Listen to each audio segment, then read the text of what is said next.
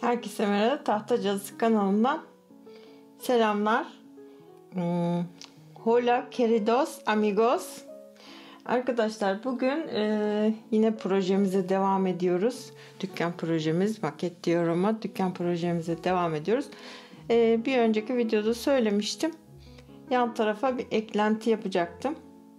Şimdi tatil bölgelerinde arkadaşlar dükkanların sağı solu altı üstü artık neresini bulursak kullanmaktayız. Malum, belki bilenler biliyor, turizm bölgelerinde iş yapanlar. Şimdi buradan esinlenerek arkadaşlar yan taraftaki duvarı ben değerlendirmek istedim projemdeki. O yüzden yan tarafa açılır kapanır kepenkli bir bölüm eklemeye karar verdim. O yüzden şimdi şu an kullandığım arkadaşlar bir ray sistemi yapmaya çalışıyorum. Kepenk yapmaya çalışıyorum diyorum için. Duvarım için. Bunu yapmak için Bristol karton kullanıyorum arkadaşlar.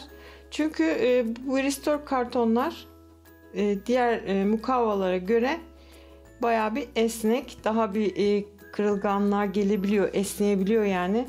Esnerken kırılmıyor daha doğrusu. O yüzden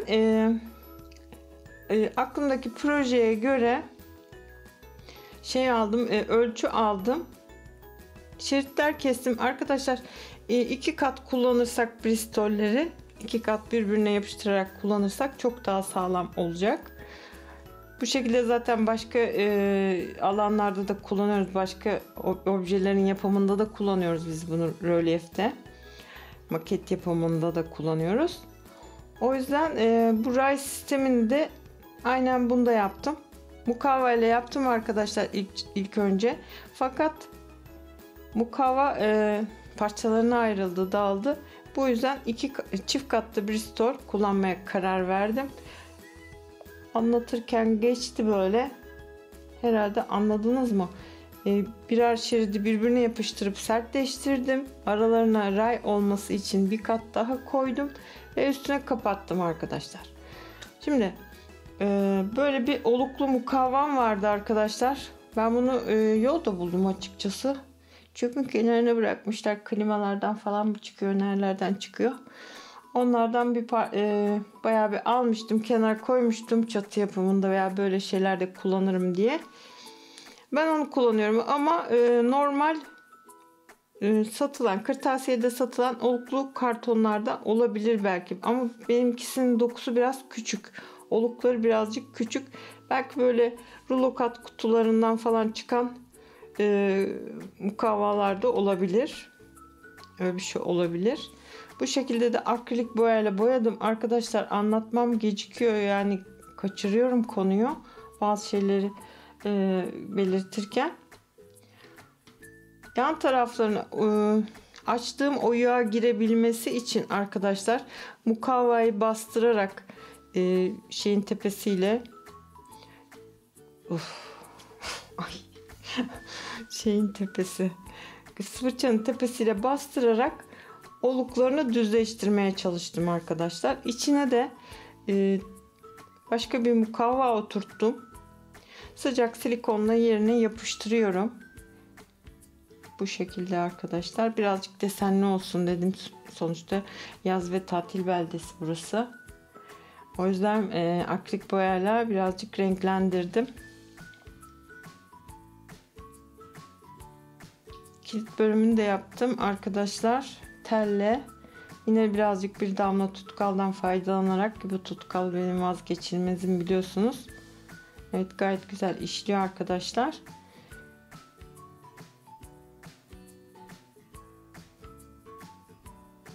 Evet. Şimdi yan taraflarına kapaklar yapacağım arkadaşlar.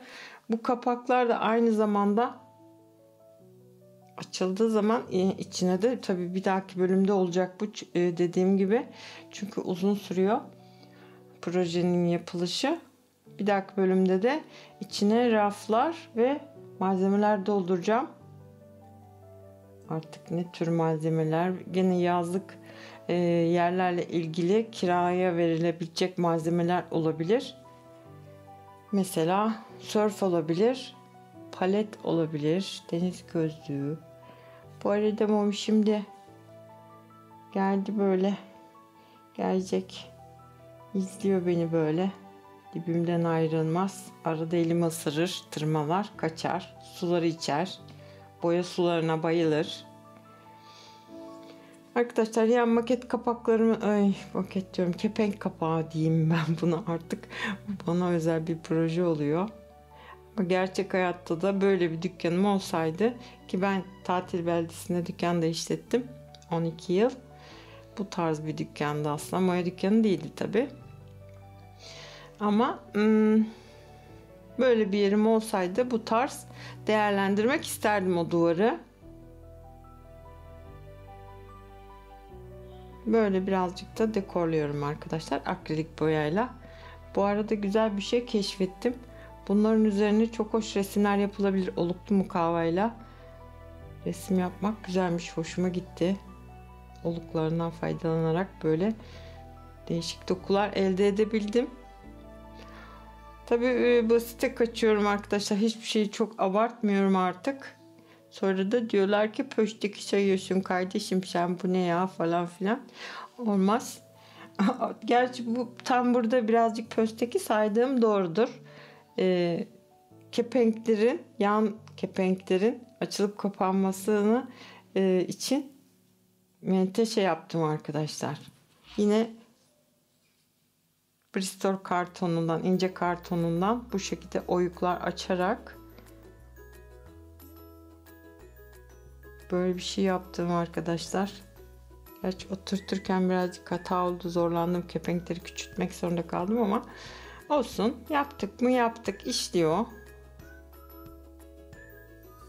Böyle yuvarlayarak polimer tutkalın sağlamlığından da faydalanarak, tabii kuruyunca sağlamlaşıyor. Bu şekilde kepenk menteşelerimi de yaptım. Birazcık deli işi oldu ama olsun. Azıcık deli işi oldu, itiraf ediyorum. Altının rengine de boyadım metal havası vermek için. Arkadaşlar bu arada da belirteyim. Dioramada, rölyefte, ferforje yapılar için, yani demir aksamlar için, demirden mesela balkon demiri gibi benzer şeyler için yine böyle çift katlı Bristol kullanıyoruz. Perforje deyip duruyorum, birkaç videodur da bir türlü fırsat olmadı. Şu şeyden perforje yapımını gösteremedim size.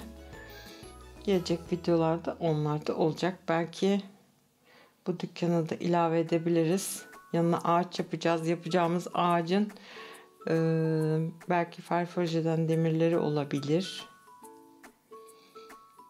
Evet, bu şekilde de yapıştırdım. Arkadaşlar ilaveten de tabii ki gerekli olan böyle bir parça yaptım. Adını bilmiyorum. Şimdi adını söylerim, yalan olur. Strafor'a çok kolay saplanıyor. Açmalarda, kapamalarda işimize yarayacak arkadaşlar. Bunun içine kapaklara raf yapacağız. İçeriye de raf, belki başka bir şeyler daha yapacağız. Artık bir dahaki videomuzda yapacağız.